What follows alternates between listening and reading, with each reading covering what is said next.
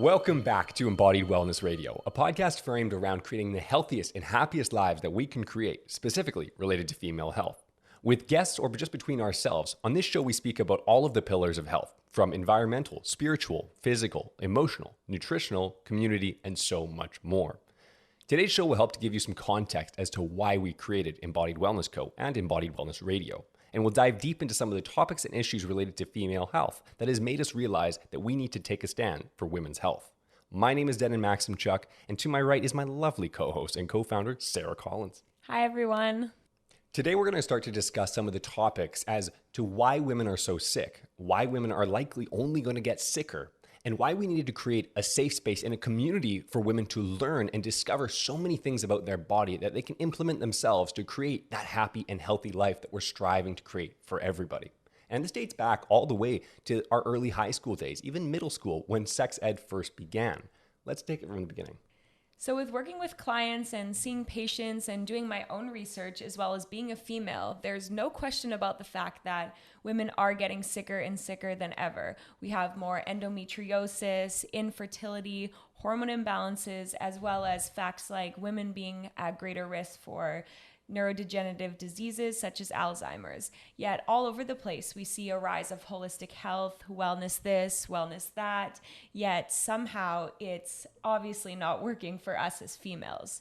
So this can be dated all the way back to early middle school, depending on where you live. You might have had your first sex ed experience either in middle school, maybe in high school, maybe in late elementary school.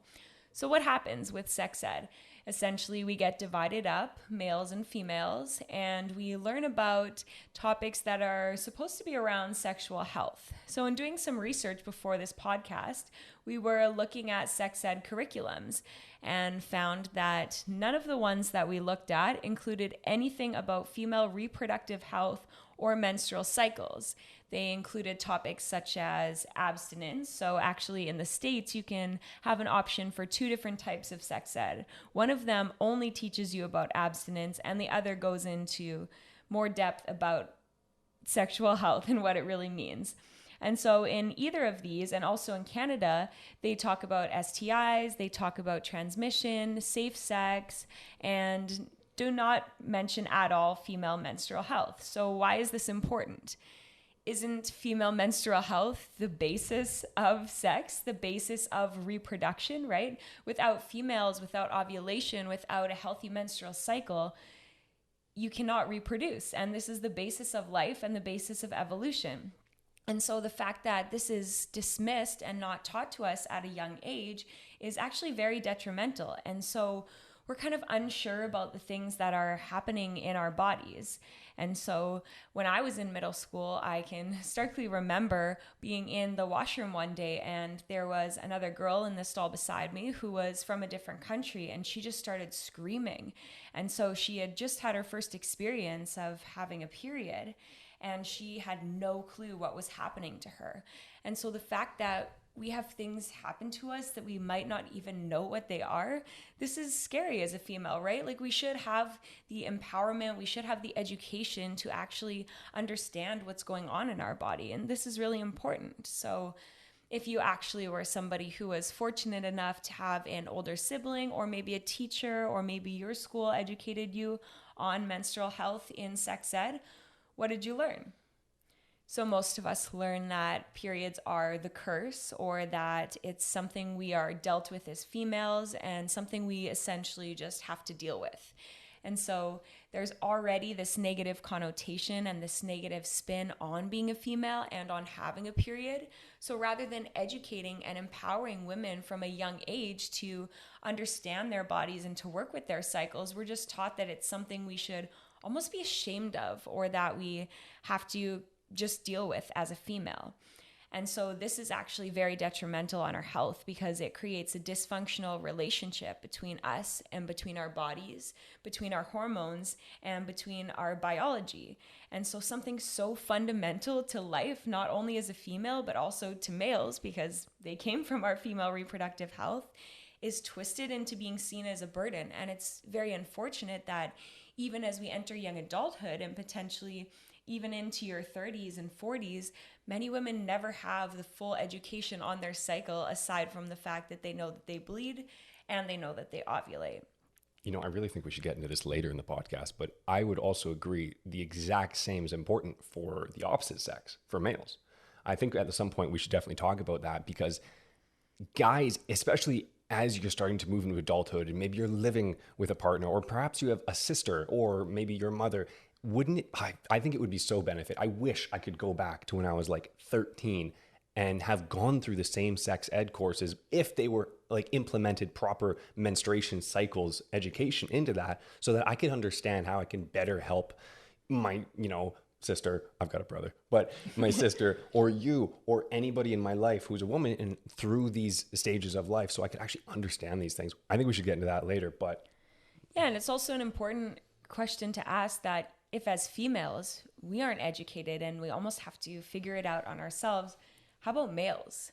How about the fact that if we don't even know what's happening in our body, how could we expect, or how could we assume that our male counterparts, our brothers, our partners, are going to know anything about us and our health? And again, like, female reproductive health is the basis of life. This is nurturing life energy. And it's something that's kind of brushed under the rug and we're almost ashamed of, when this is the exact thing that brought everybody who's listening to this right now into this world. Wouldn't you agree that like men and women coming together and living and coexisting in this world, we should learn about these things more appropriately? And I really hope that we actually eventually create some sort of maybe a guideline that we can even give to men, or perhaps the listeners can then take this PDF and show it to their boyfriends or husbands to be like, hey, this is kind of what's happening at these stages of the cycle. You know what? We're gonna have to do this. Yeah, that's a great idea. First thing, as soon as we're done here, yeah. And so this starts to happen in sex ed. So that's the education aspect of it. And now let's touch a little bit on what happens when you're in middle school and you're in high school and you start to actually get your period. People are starting to be more sexually active. How does this contribute? How does this contribute to why women are so sick nowadays?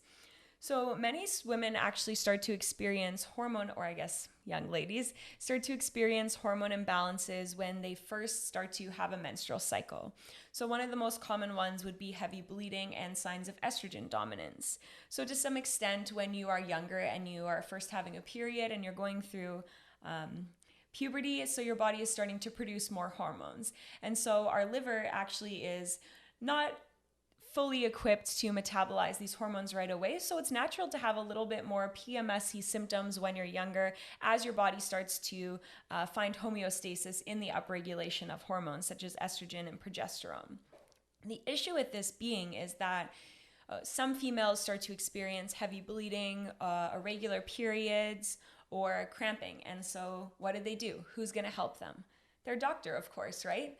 So they go to their doctor and they say, hey, doctor, I have really heavy periods and it's really painful and it's actually debilitating. I can't go to school. I can't play the sports that I'm on. And so what does their doctor do?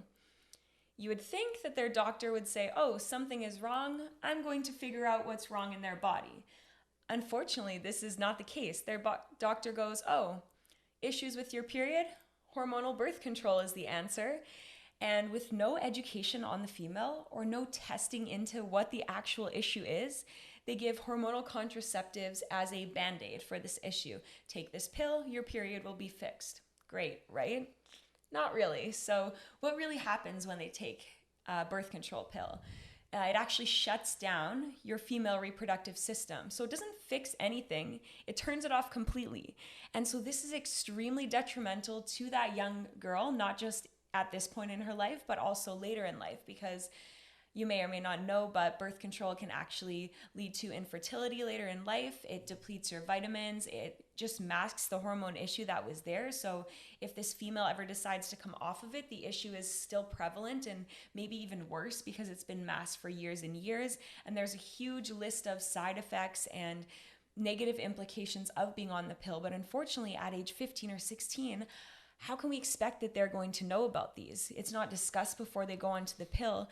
And so with the rise of hormonal birth control and more women being prescribed it as a band-aid solution to their issues, we are essentially dismissing the fact that hormones are important. So aside from the biological issues that happen from being on birth control, what message is this telling this young girl, right? Like, she goes there for help and you give her something that you're implying is going to help her rather than actually fixing the issue. And so her issues are almost dismissed, and she's not educated on what's going on in her body. She's not given any useful tools of how to improve.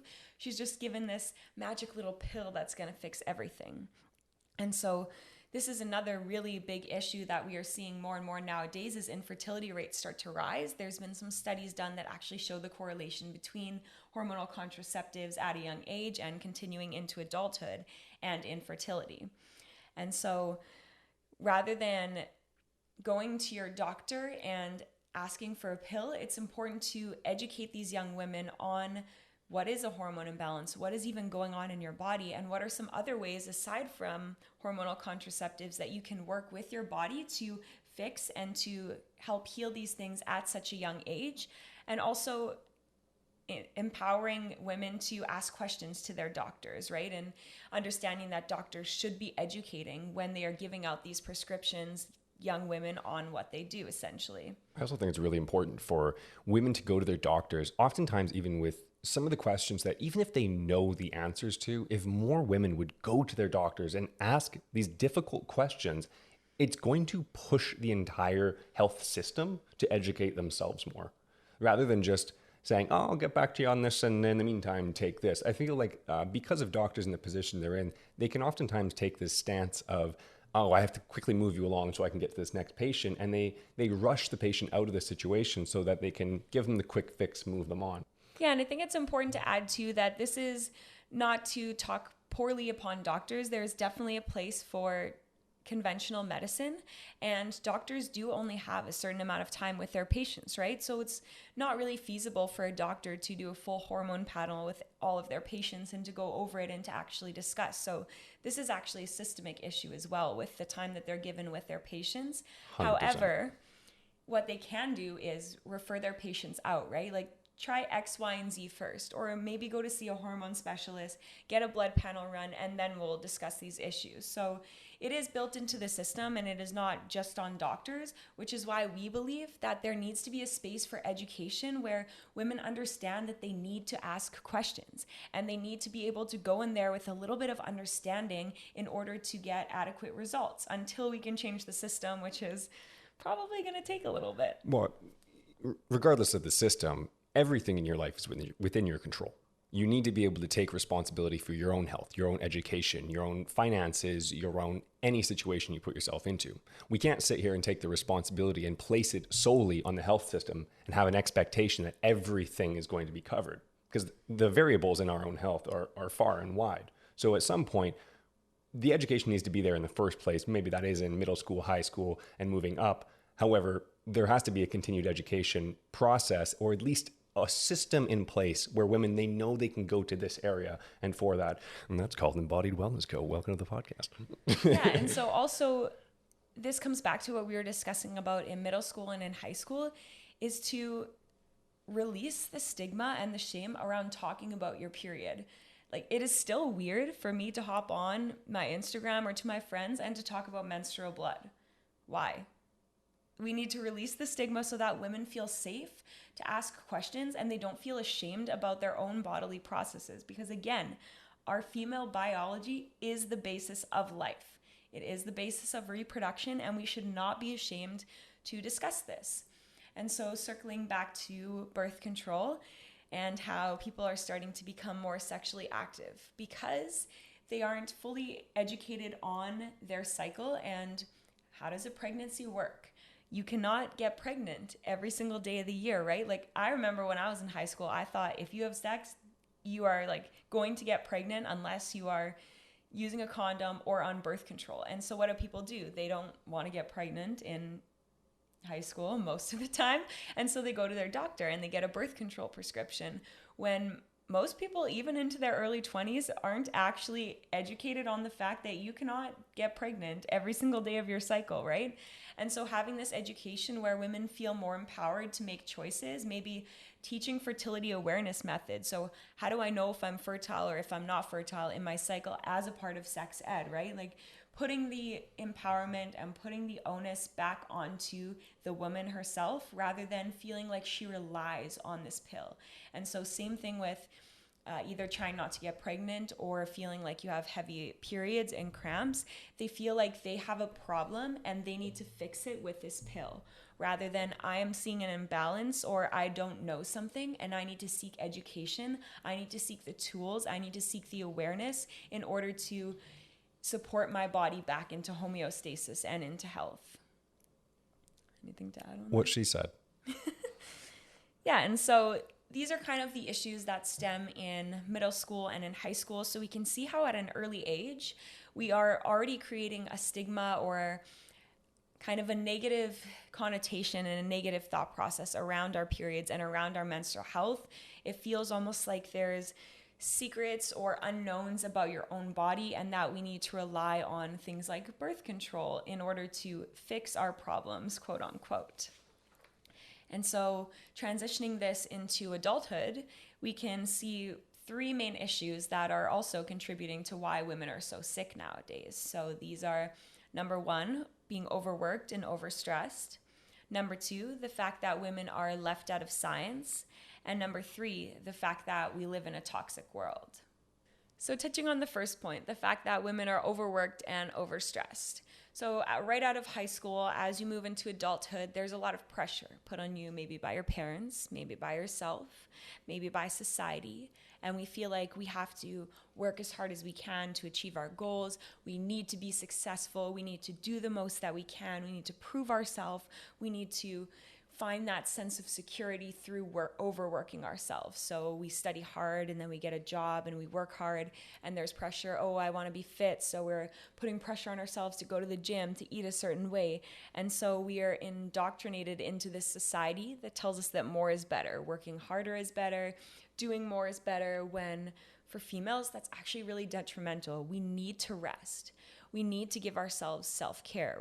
We need to be able to tune into our bodies and to work in alignment with our cycles and understand that more is not always better. Better is better. Sometimes we need to rest. Sometimes we do need to push. And so how is this detrimental for females? Well, our female hormones, they're quite sensitive and they're very intricate, right? Like each hormone works in a delicate dance with one another throughout our cycle. And so when we have too much stress in our body, which is related to the hormone cortisol, known as our stress hormone, this can steal from the precursors we need for our sex hormones. So progesterone is one example. And so when we are too stressed, we produce less progesterone. So what happens then? Less progesterone means that even if our estrogen levels are the same, we still see signs of estrogen dominance. And so we see things like PMS, like menstrual imbalances, low energy, adrenal fatigue, and this long list of symptoms that come from overworking and overstressing ourselves. And so our hormone levels get out of balance and then we become sick, right? We become infertile. And so working on ways to find that balance and reduce stressors in your life is really important in order to maintain homeostasis, hormone balance, and just female health in general. Did you have something to add? Yeah, I just think that the issue of stress is bigger than what most people realize. I think right now I think it's a marketing point a lot of the time between companies like, the supplement companies that are pushing anti-stress supplements and Headspace and all of these things, especially over the course of the shutdown that has been the last 8-9 months.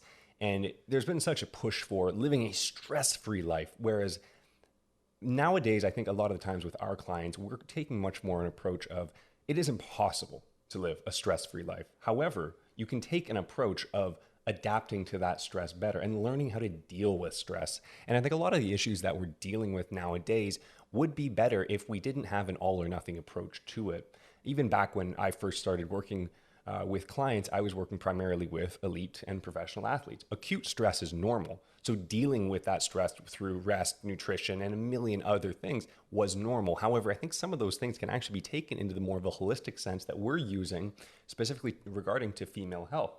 Women, we're very sensitive, and we have to take that into account when we're working with female clients. Therefore, the stress relieving techniques and the way that we actually handle these stressful situations, or even small things such as food sensitivities, it's extremely important. And I'm really happy that this is one of the very first things we try to tackle whenever anybody comes in and works with us.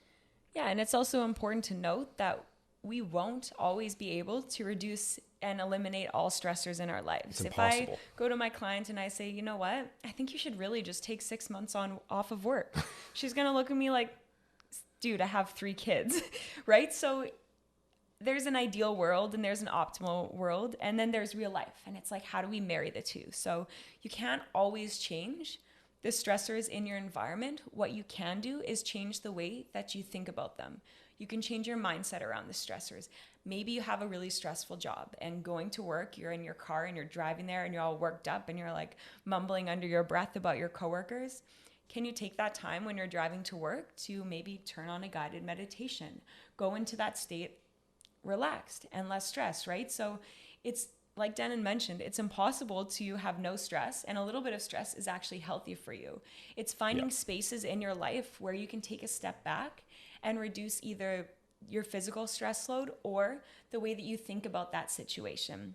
Our bodies are actually so tuned for stress, even from back in the day when we're like running across the savannah, you know, fighting off tigers and saber-tooths and whatnot. That was last week. Oh, sorry. Whoops, I missed that. Actually, our neighborhood does have a lot of wildlife in it. But our bodies are tuned to having stress in our environment so much to the point that we will create stress in our lives unconsciously just to make up for the fact that sometimes it gets boring. However, if you can get it to the point where you control the stress that you have in your life, that is the ideal spot to be.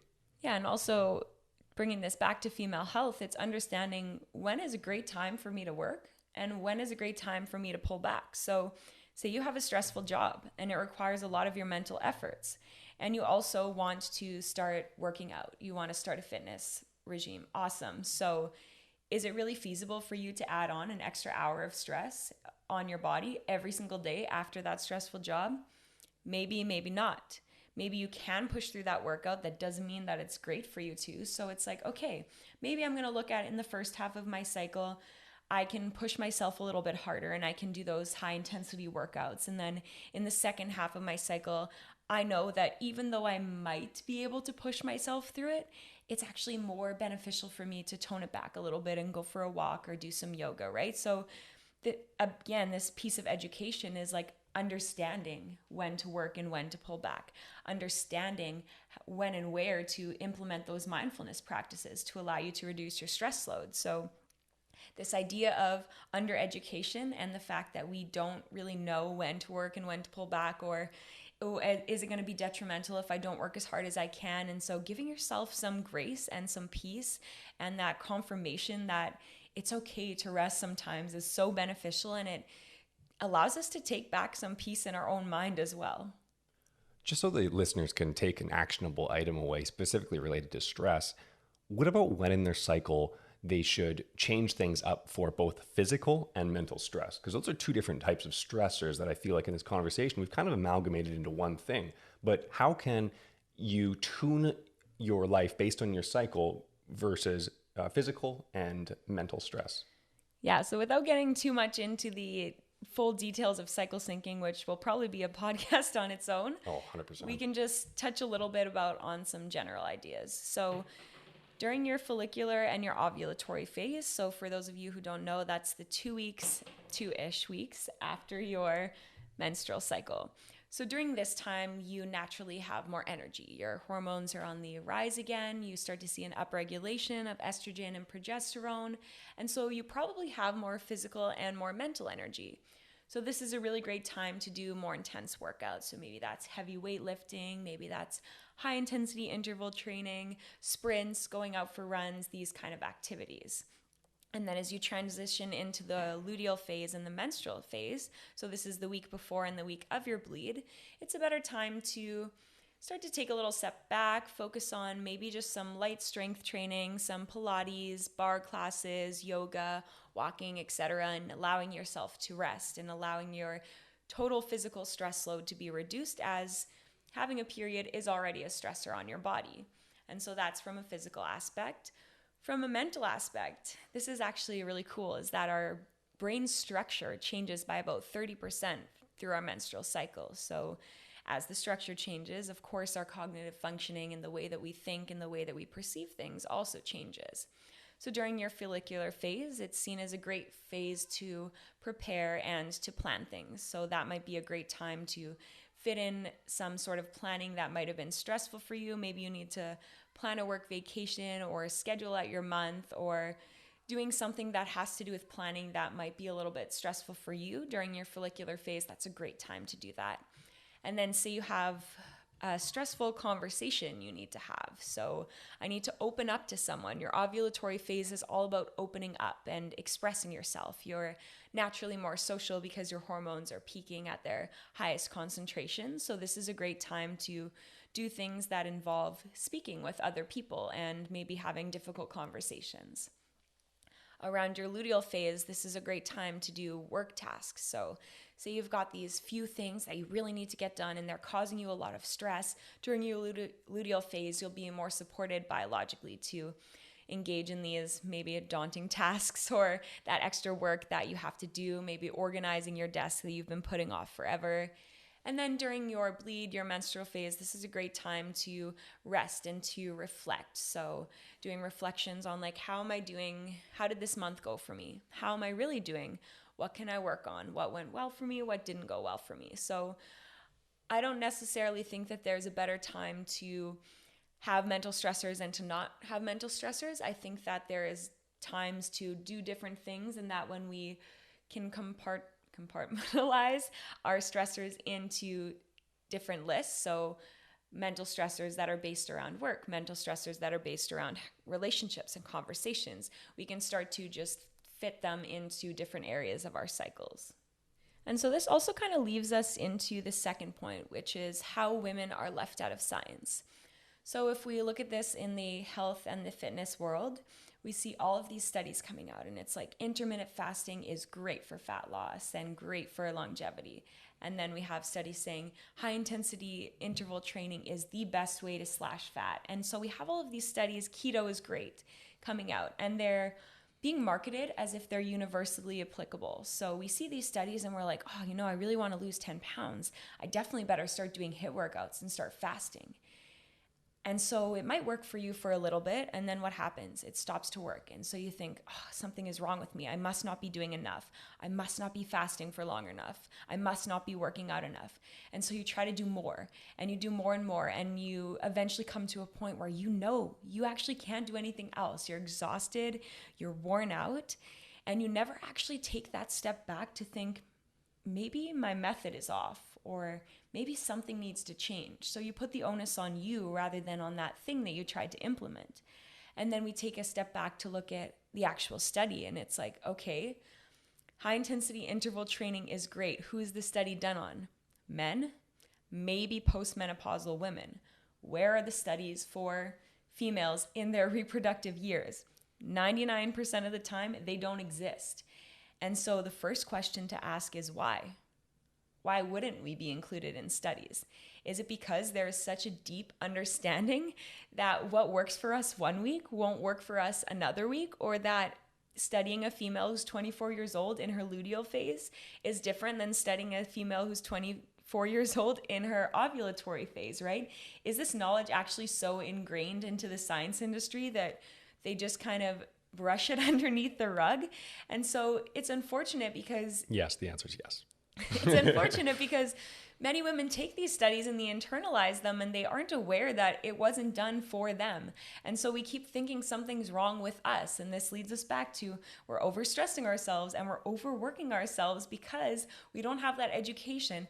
If scientists can't even tell us, or these big names coming out can't even tell us what works for us, how are we expected to know without doing the research on our own body, essentially? Because what works for me might not work for you, and likewise what works for me might not work for somebody else who's also my age with a similar lifestyle, right? And so really we have to be advocates for our own health, and we have to test things out and see when things work, because there is no research done for us, which is unfortunate. And the science industry and the science community actually knows this, yet there really is being nothing done to resolve it, because we as females are delicate individuals, right? Males, they're simple biological constructs. I also just want to make sure we're not painting it with one brush, right? Because we keep saying none, and there has been no studies.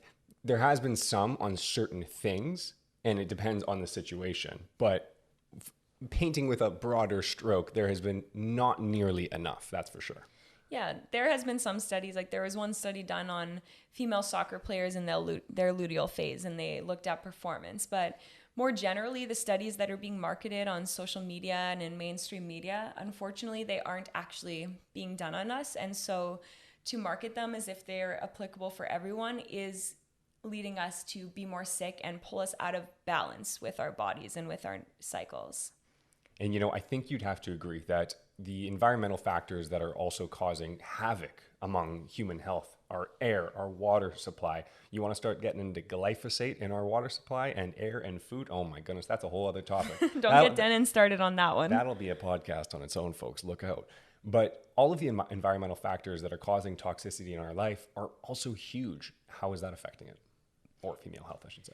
Yeah, so essentially we live in a toxic world and we are not really set up for success and hormone balance. So this is everything from our food supply. So our food is sprayed with pesticides, and pesticides will create hormonal disturbances or endocrine disruptors. And so we eat this food that we might think is good for us. I'm eating broccoli, I'm eating zucchini, but it's sprayed with all sorts of crap that wreaks havoc on our endocrine system.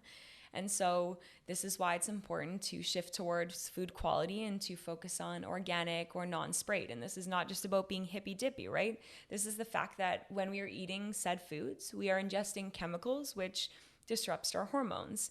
And then where do we store our food?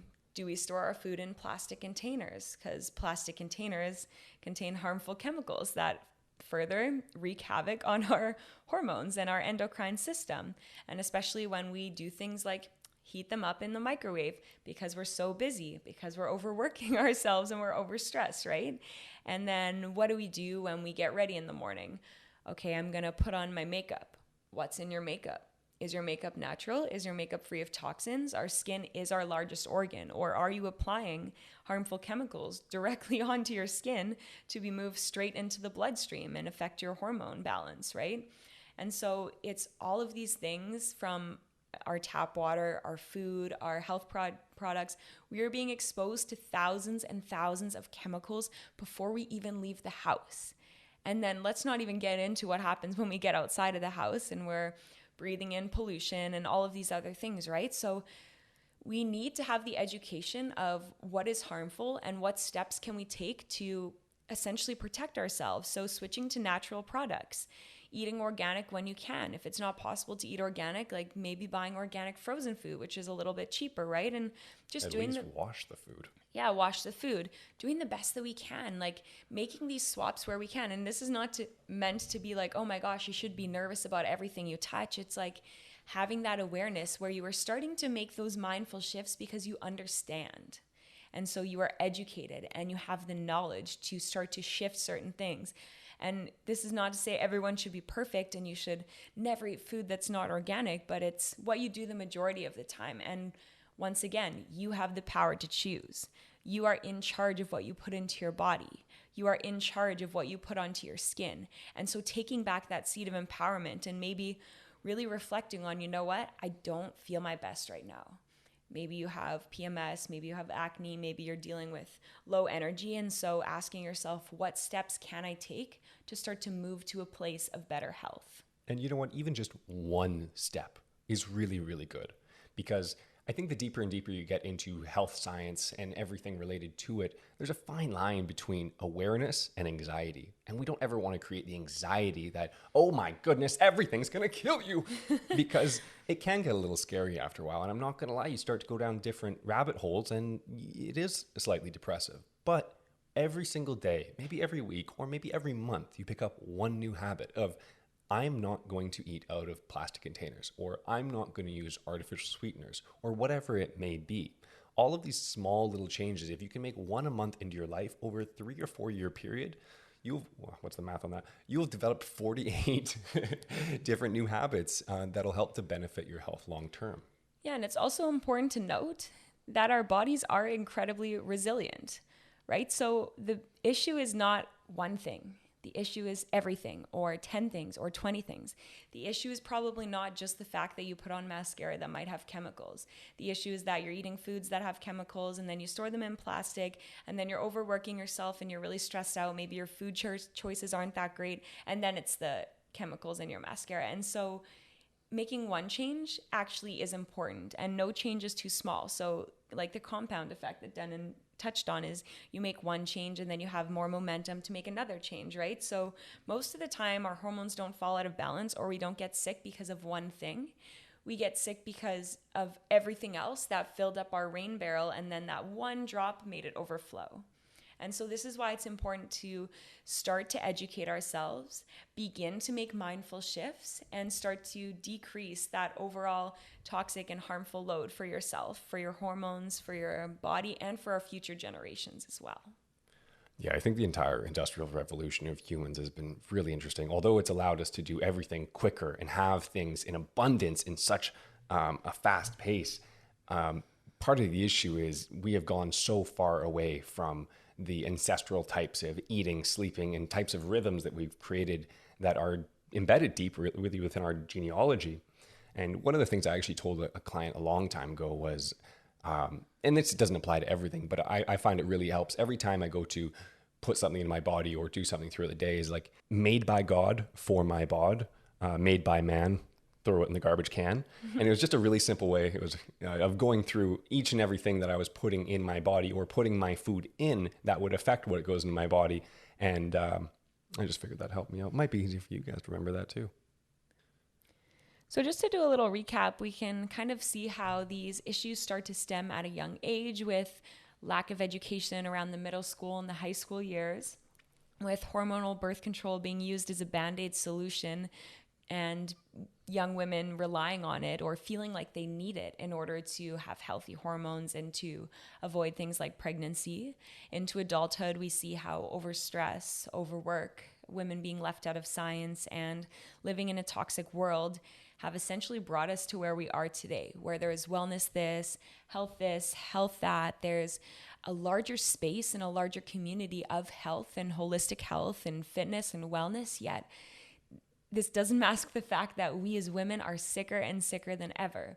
And so it's important to educate ourselves, educate our sisters, our girlfriends, our daughters especially, on what it means to be a female, what is going on in their body, and giving them useful tips and tools in order to start to bring women back to a place of health and find this overall harmony and balance as well. So maybe we can talk a little bit about some action items moving forward that you can implement today. Yes, let's do it. So the first one would be to be an advocate for your own health, right? So start to tune into and have a mindfulness practice of what feels good for you and what doesn't feel good for you. When do you feel the most in alignment? When do you feel like you're being pulled out of alignment? Because a big piece of this too is intuition and honoring the fact that we as females will feel different from week to week. So knowing when you feel different and knowing what is supporting you at certain times and what isn't supporting you at other times. And the second piece would be finding that education. So whether that's listening to podcasts like ours, or going out and doing the research yourself, or going out and reading books, or working with somebody who can help to teach you, right? So it's not always reasonable, or you might not always feel like you have the time to go out and seek this education on your own. So working with someone like a coach who can actually coach you through this process and can teach you those lifelong skills and that lifelong knowledge to set you ahead is another important one. And then the last one would be to start to reduce your overall toxic load and to look at reducing your stress. So this is making those small changes that we talked about. So maybe switching out your makeup for natural makeup when it runs out, right? Or maybe starting to let yourself rest when you have your period, honoring and having permission to listen to your body rather than feeling the need to push and to work all the time. And so starting to make small changes and starting to educate yourself will have a huge impact and a huge benefit, not just for you, but it also sets an example for those around you. When we allow ourselves to live in alignment with who we are, we inspire others to do the same. And when we start to make these changes, maybe people around you ask questions and you can inspire them too, right? So this is the ripple effect. What starts with one change in you can have a huge benefit, not just on your health overall, but on our future generations and on those around us as well. Yeah, 100%. And all of these action items that we're going to be talking about over these next couple minutes, you can find them later because we're going to be going into a lot of things. And I just assume a lot of you may be listening in your car or wherever you may be on the go. You can always check back later and write this down to look at the show notes at embodiedwellnessco.com/blog/002. And here you can find all of the studies that we've referred to and all of the notes that we've made for you to then take this further in your life. If you have any questions about anything that we discussed today or are looking for a little bit more on where to start with your own health and your own journey, feel free to reach out to us by sending us a DM on Instagram at Embodied Wellness Co or shooting us an email at team@embodiedwellnessco.com. Looking forward to hearing from you. See you soon, Wellness Gang. Thank you for listening to today's podcast. This podcast provides general information and discussions about health and related subjects. The information and other content provided in this podcast or any linked materials are not intended and should not be construed as medical advice, nor is the information a substitute for professional medical expertise or treatment. If you or any other person has medical concern, you should consult with your healthcare provider and seek other professional medical treatment. Never disregard professional medical advice or delay in seeking it because of something you may have heard on this podcast or any linked materials. If you think you may have a medical emergency, call your doctor or emergency services immediately. The opinions and views expressed on this podcast are of no relation to those of any academic, hospital, health practice, or other institution.